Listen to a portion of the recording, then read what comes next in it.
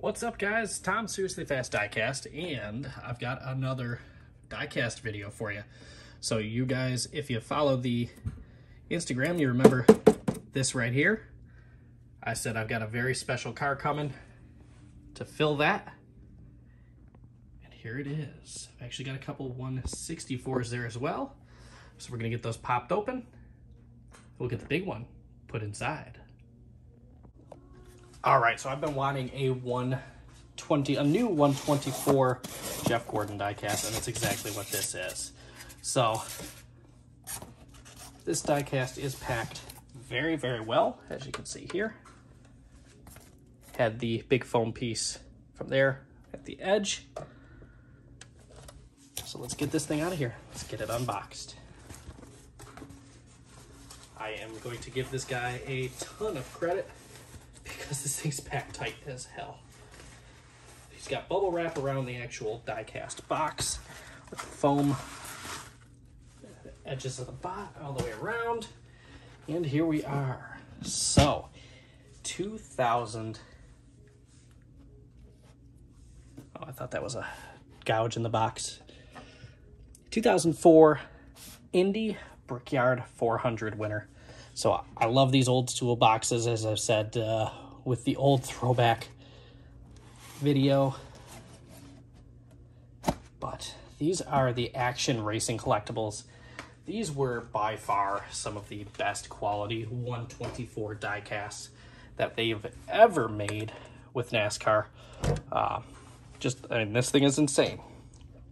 I've got a couple that are the action, and they're just, the quality is fantastic. So let's dive in, shall we? While I'm opening it here, make sure you guys hit that bell icon. Make sure you hit the thumbs up. That really helps the new channel here. Helps us grow, helps keep the video a little higher up on the list for new viewers. So these old action collectibles would come with the little protective sleeve to make sure that it wasn't rubbing against the styrofoam, messing up the paint. Let's see, this one is not screwed into the foam. Some of the slightly newer ones were. This one is not, however.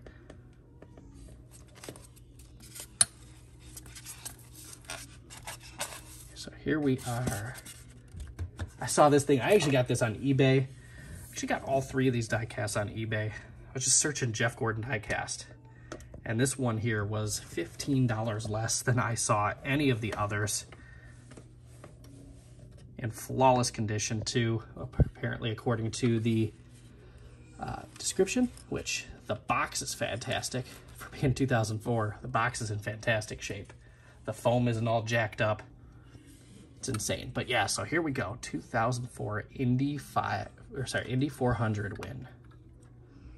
So this was back when there was damage on the car. They actually cut out damage. I bet you didn't know that they actually used to do that with diecasts back in the day. Lots and lots of tire and dirt debris across the front of the race car. It's actually still got the writing, the scuffs and rubs on the tires. You can see a lot of the dirt and debris still. The one thing that these cars miss that the new cars have is the roof flaps. But honestly, I would much rather trade the roof flaps for an opening deck lid and a little better quality in terms of detail. These things are beautiful. It does not have the cloth. It's rubber. Again, just fine with me personally. There's a chip right there on the corner. Can't tell if it's an actual chip or an imperfection. Get a little closer to the camera here so you guys can see. Yeah. Back end of this car, very clean. Obviously not a lot of debris hit the back of these cars. But detailed inside the deck lid with the fuel cell and everything.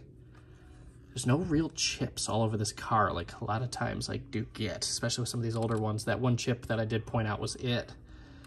Appears that it was it. But yeah, you still got RR for right rear. I think that's a 10. A couple other little scribbles. Right. But yeah, an absolutely beautiful race car. God, I miss that type of quality and detail. That's just it.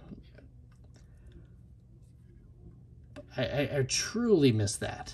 And as a fan, as a NASCAR fan, as a diecast fan, especially for what we're paying for these new diecasts, Lionel's got a price increase that they just announced for the 2023 diecasts. It's nuts. All right, so up underneath, again, just tons and tons of detail. Gobs of detail. Well, you can kind of see a little bit of an angle in the front tire. I don't think that's really a bend. I think it's just a production fault. These Action Collectibles were fantastic, though. Let's get this hood popped open. You can see the detail in the interior. Just want to chip it, have it fall. But yeah, even under the hood, a little more detail than what we're used to seeing in the current Lionel diecasts.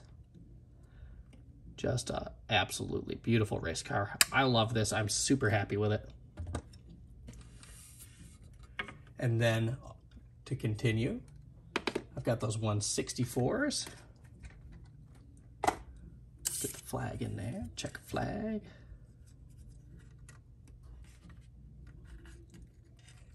There we go. Kind of set it off here. So I've got a 2015 Jeff Gordon Exalta, the black Exalta. I always thought these were just such good looking race cars. Final season for Jeff Gordon. Final full-time season, I should say. It was a shame to watch him leave. Can't tell if this one's ever been, you can kind of see it's been opened before, but I can't really tell if that's just crud. It wasn't just crud that got in there, because this is sealed pretty good.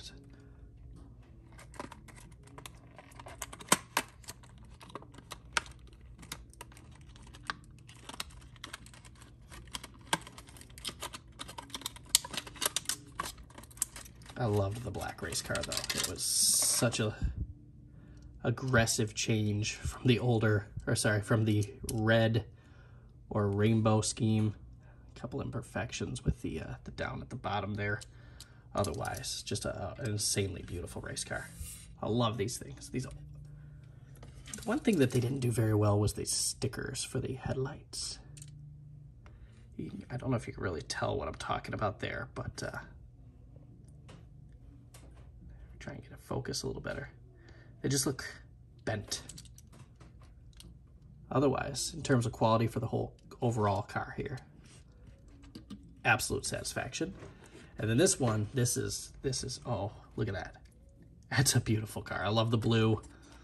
Pepsi, obviously final year for Jeff Gordon. Pepsi ended up leaving NASCAR a couple of years later. Not saying it was because Gordon left, but they did have a very long-standing partnership with Jeff. They even sponsored his Busch Series team. Between that he and his crew chief, Ray Evernham, co-owned. But yeah, just really, really good-looking race car. That's a 124 I'd absolutely love to have, although I don't really collect a ton of not raced win cars. But the blue is beautiful. I love the fact that it didn't change the flame. The flame was still the same shape overall from some of the older cars.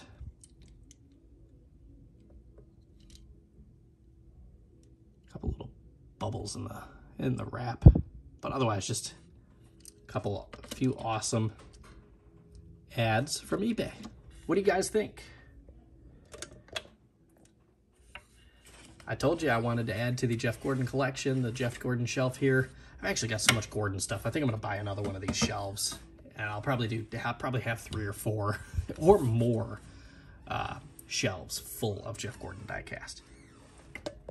But thanks for watching, guys. Like I said, make sure you hit the bell icon and get notified. subscribe, hit that thumbs up button. What do you think of the diecast? Let me know in the comment section down below. Have a good one, guys.